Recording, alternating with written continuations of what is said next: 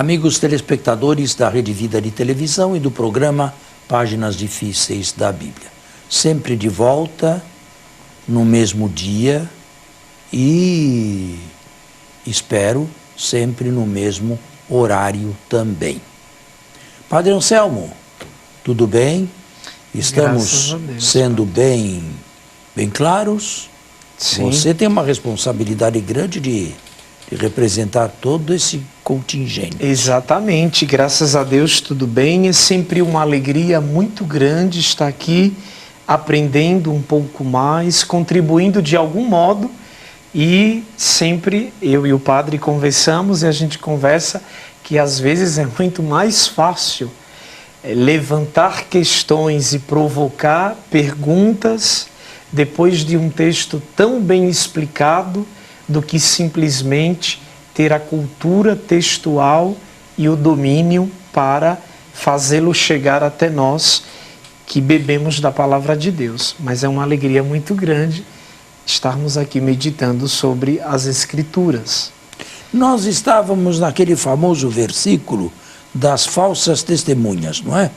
Exatamente. Nós estamos aqui. Eu disse que Jesus, com toda a verossemelhança, deve ter pronunciado uma palavra forte, violenta, contra o templo. Agora, você fez um questionamento. Por que Exatamente. essa palavra não está no final do Evangelho? Os três sinóticos colocam a purificação do templo na Semana Santa, nos últimos dias de Jesus. E parece que eles têm razão. Porque para Jesus tomar uma atitude violenta, deveria ter um certo status. E um status se adquire pouco a pouco. Não no primeiro dia, não no segundo dia. Então, os sinóticos colocando a purificação na Semana Santa, me parece que são mais lógicos. João, por razões suas, retirou o episódio do seu lugar natural e o colocou no início da vida pública de Jesus. No capítulo 2 da vida pública de Jesus, o episódio da purificação do templo.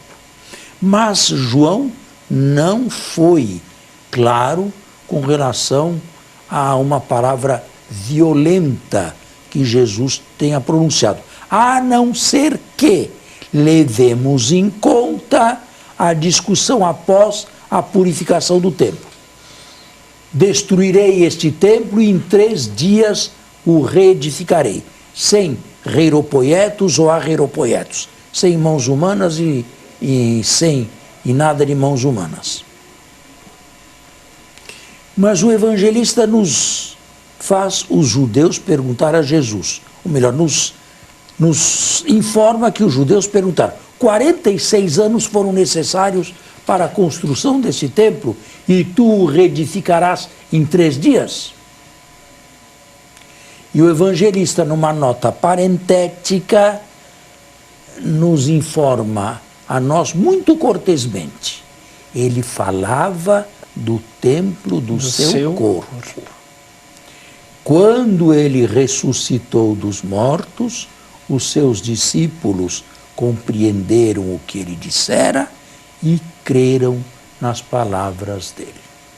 Qual é o templo não feito por mãos humanas na teologia cristã? Qual é?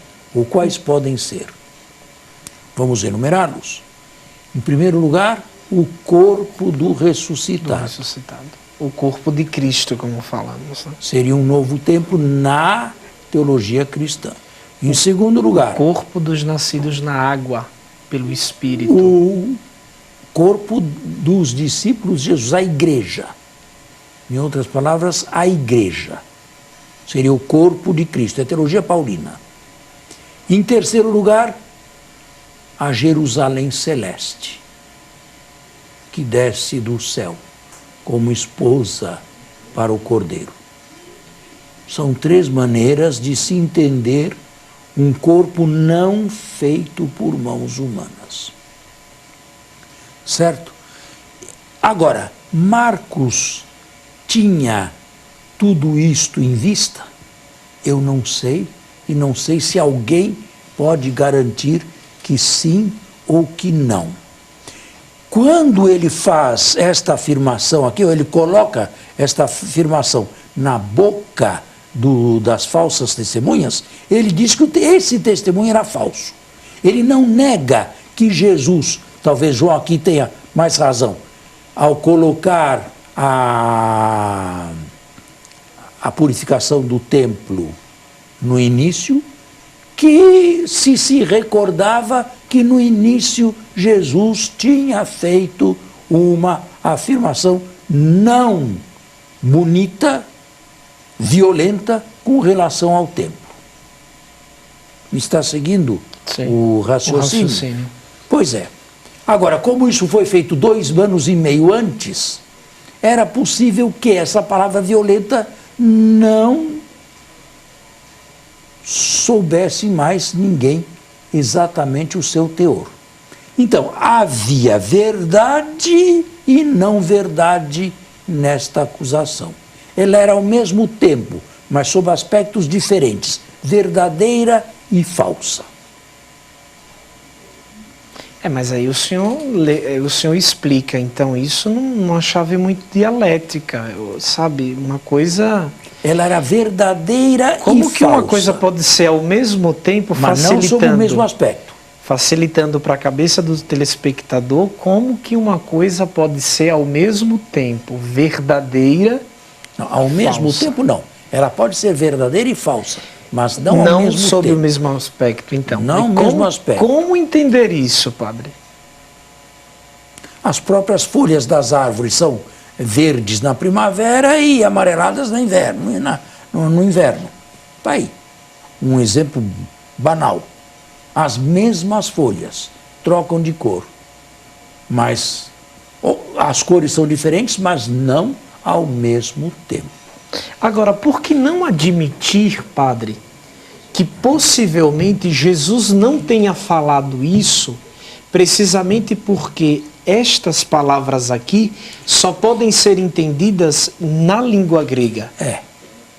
Não seria mais fácil? E o sabor destas palavras aqui está exatamente no trocadilho de vocábulos. Agora, o que nós podemos dizer, e eu disse o princípio, mas não o fim, é que esta acusação era ao mesmo tempo verdadeira e falsa. E, portanto, ao mesmo tempo não. Sob aspectos diferentes, era sob o mesmo aspecto. Vamos dizer, verdadeiras e falsas. Em tempos diferentes.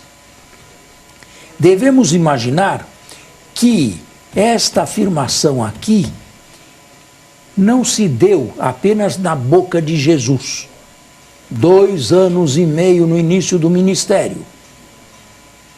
João foi muito lógico ao colocar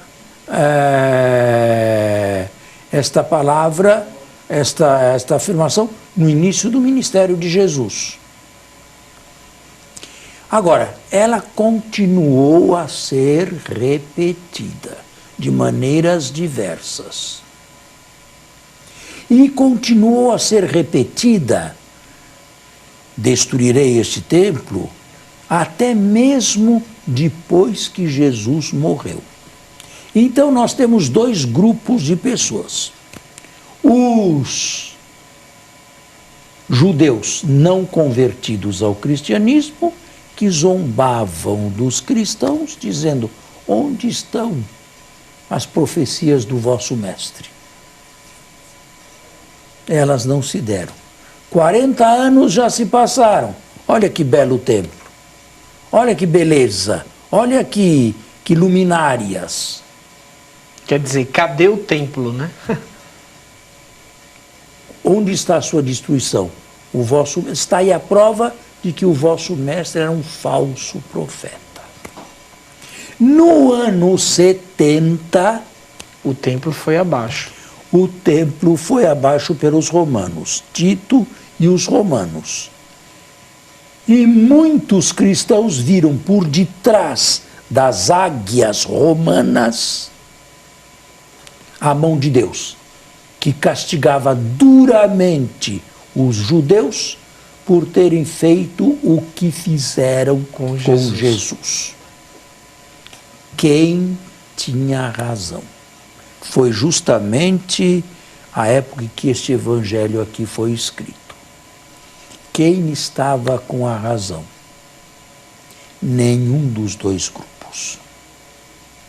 Nem os judeus que zombavam do cristianismo porque aconteceu, e nem os cristãos triunfalistas, porque não era esta a intenção de Deus. Simplesmente punir e nada mais. Aqui vem a teologia implícita de Marcos.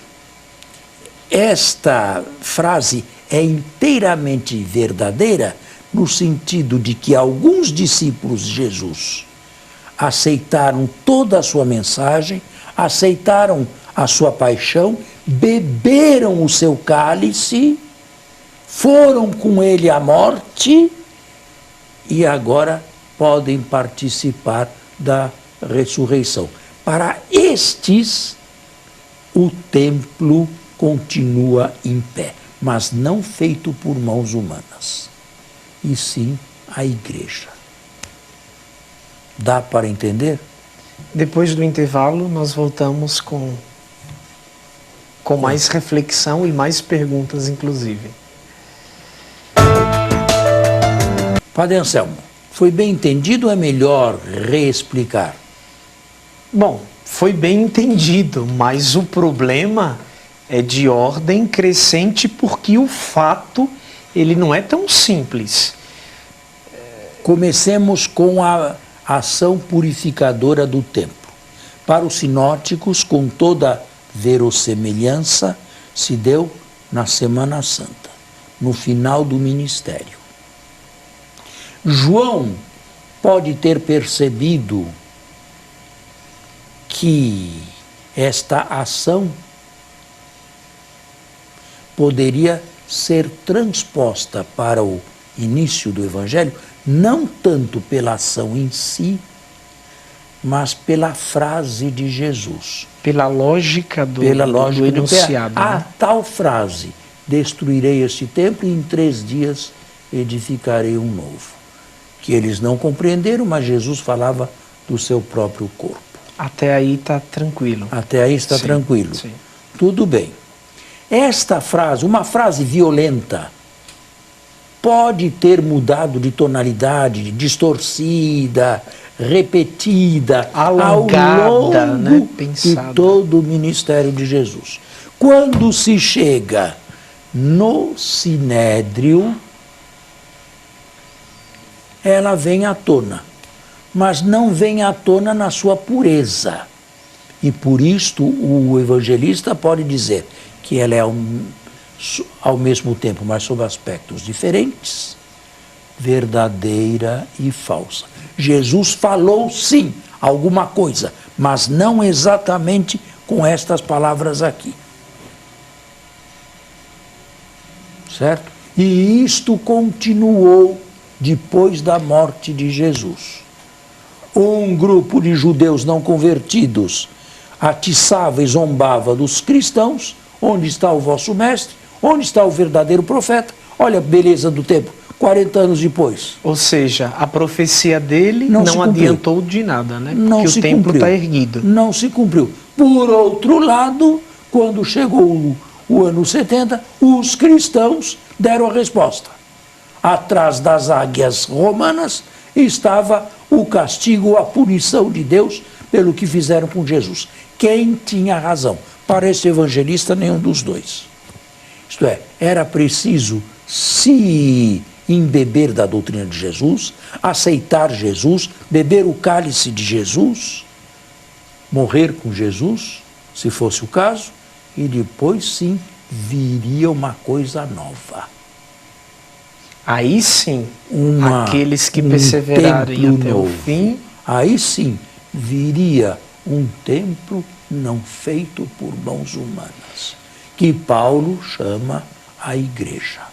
Quando o Senhor nos trouxe ainda no outro bloco, né, uma possível teologia de Marcos a esse respeito, o Senhor falou que era preciso então que os discípulos estivessem lado a lado com Jesus do início ao fim, inclusive passando pela morte para depois receber o prêmio. Trazendo isso para a gente, Padre, isso supõe seguir um caminho, né? Mas no caminho pode haver traições, pode haver fugas. Pode haver altos e baixos. Exatamente. Pode atalhos, haver regressões. Pode E haver o que tudo. fazer? Rezar com humildade todos os dias e confiar em Deus. Agora, Padre, o receber este novo corpo, ou o ser colocado nele, neste novo corpo, que é o corpo de Jesus, é o corpo de Cristo, como o Senhor já falou. Esse é o verdadeiro sinal de um novo tempo. Certo, mas o ser colocado neste corpo, para que os nossos telespectadores entendam, a igreja, pelo menos no credo católico, acredita que é uma graça de Deus. Se é graça de Deus, então depende em primeiro lugar dele. Tudo depende em primeiro lugar de Correto? Deus. Tudo. Tudo. Na ordem natural e na ordem sobrenatural. Tudo depende diretamente ou primariamente de Deus. Mas também isso não exclui o esforço e a participação humana. Não exclui. Não exclui. Somente com humildade, somente bebendo o cálice da paixão, se forma um novo tempo. E não como acusação aqui, ou como isto na boca dos acusadores, que não tinham esta teologia. E por isso Marcos diz, era falsa. Dá para entender? Sim, sim, sim. Quer dizer, o pensamento de Jesus, ele voltou à tona no Sinédrio, porém ele estava cheio de mentiras agora, né? Ele estava cheio de Deturpado, inverdades, né? Ele estava deturpado, parcial, né, setorial, tudo isso. E por isso Marcos pode chamá-lo de falso. Né? Mas o mais importante não é isso. O mais importante é o que vem logo a seguir, no 60. Levantando então o sumo sacerdote no meio deles, interrogou Jesus dizendo: Caifás.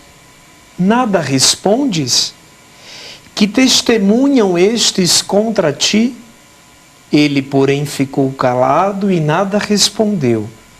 O sumo sacerdote o interrogou de novo: És tu o Messias, o Filho do Deus bendito? Jesus respondeu: Eu sou. E paremos por aí. Isto aqui não é a reprodução fiel de um verbal do que se passa numa corte judicial ou numa delegacia de polícia. Isto aqui é uma catequese feita ou escrita alguns anos depois para cristãos. Devem ter feito muitas perguntas a Jesus e Jesus deve ter respondido a muitas delas e ter ficado calado, quem sabe, com relação a outras. Nós nunca saberemos como se passou esta sessão, porque ela infelizmente não foi gravada. E embora ninguém tenha feito o voto de silêncio dos sinedritas que lá estavam, também, por outro lado, nenhum discípulo de Jesus estava lá presente. Como poderiam saber de tudo? Marcos aqui resume catequeticamente, nos anos 70, o que todo cristão estava ansioso por ouvir da boca do próprio Jesus. Ego eimi. Não. Eu sou? Não? Em Marcos, não.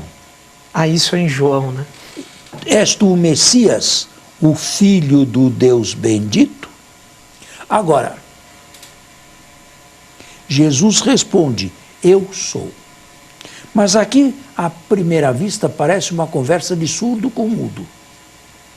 O que Caifás entendia por Messias? O sucessor de Herodes o Grande, o último rei da Palestina. Era isso que Caifás entendia? Só isso podia entender. Mas isso não é uma intuição da sua parte como exegeta?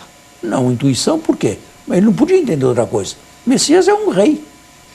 O último rei de acordo foi... com a tradição do Antigo Testamento, é o grande libertador de O Israel. último rei foi Herodes. És tu o sucessor de Herodes o Grande? E Jesus responde, eu sou. Jesus poderia responder isto? Nesse sentido? Não. Não. Portanto, você está vendo que isso aqui é uma conversa de surdo com mudo? Ô padre, mas seria então essa a razão de Jesus ter ido a Herodes? Uma Não, coisa não, isso completamente... só fala.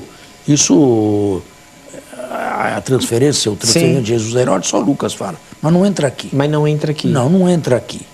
Mas você entendeu? Sim, sim. Messias é muito maior, cristamente falando, do que sucessor de Herodes o Grande. Do que um rei. Ainda que fosse nacionalista. Messias é muito mais na concepção cristã. O termo passou por uma evolução violenta na concepção cristã. E só depois de ter passado por essa violenta transformação, Jesus poderia responder, eu sou. E a segunda, o Filho do Deus bendito, podia ser a segunda pessoa da Trindade? Cabia isto na boca de... Claro o que não. significa isto? O Filho do Deus bendito. Significa uma adoção, uma filiação adotiva. Na melhor das hipóteses, como se esperava que fosse o Messias. Um filho adotado por Deus, como eram os reis de Jerusalém. A essa pergunta, assim entendida por Caifás, Jesus poderia responder, eu sou? Não. Também não. Também não. Então, como é melhor entender esta pergunta aqui e esta resposta? Entendê-la como forjada pelo evangelista, colocada na boca de Caifás, para que Jesus desse a resposta adequada e os cristãos ouvissem da própria boca de Jesus, num momento dramático da sua existência, em quem eles confessavam a sua fé e quem era Jesus.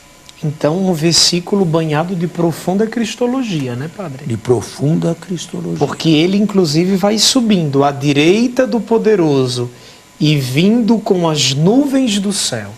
Quer dizer, uma cristologia muito alta, né? Exatamente. Onde os dogmas vão se definindo. E uma frase dessas, Caifás não podia entender nada. Exatamente. Isso sim. Tá claro? Sim, tá muito Um claro. pouco difícil, talvez, né? É difícil porque isso aqui é pensamento, né, padre? É reflexão, né? Nós temos que parar por aqui. Eu acho que caminhamos pouco, mas fizemos bastante, né? Exatamente. Nestas últimas 4 semanas. Sim, sim. E nós queremos agradecer ao nosso querido telespectador que sempre nos acompanha e desejar a você e a sua família uma boa semana e continuemos juntos. Isso é Sagrada Escritura. Lentidão, paciência, morosidade, porém ativa e coração aberto. Muito obrigado e até a próxima, se Deus quiser.